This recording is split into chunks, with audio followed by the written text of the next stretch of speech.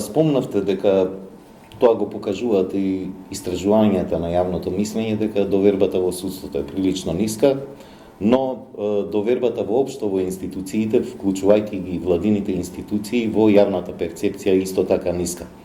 Како според вас да се зголеми довербата на граѓаните во владините институции, имајќи предвид дека истражувањата покажуваат зголемена недоверба?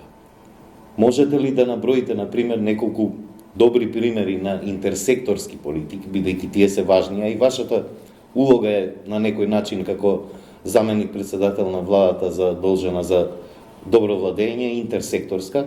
Има ли добри практики на интерсекторска соработка, интерсекторски политики, кои што може да се посочат како политики на добро владење? Во суштина се што правиме, најголемиот дел од работите што ги правиме се во соработка со останатите институции. Јас сакам да искористам приликата да им се заблагодарам на сите за одличната соработка и фидбекот што го имаме од нивна страна. Го спомнав Националниот совет за дигитална трансформација на општеството, кој што е интерсекторска, еден прилично добар пример за интерсекторска соработка.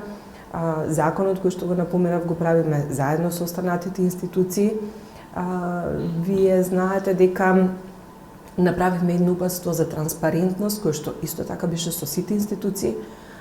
Побаравме од сите институции да ни дадат список на сите информации кои што во изминатите 2 години биле најчесто барани од страна на граѓаните. Собравме документација од околу 100 страни заедно со Центарот за управување со промени и Агенцијата за слободен пристап на информација од јавен карактер. Ги категоризиравме, направивме упатство и врз основа на тоа упатство ги задолживме сите институции, министерства, институции, тие наведени информации во упатството да ги објават без да бидат барани од страна на граѓаните.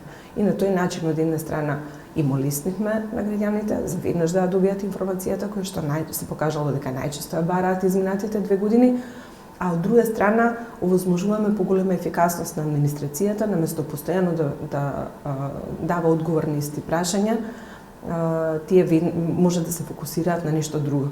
Целта на ова беше да ја поттикнеме проактивната транспарентност, заради тоа што сметаме дека транспарентноста е една од главните алатки во борба против корупцијата и организираниот криминал.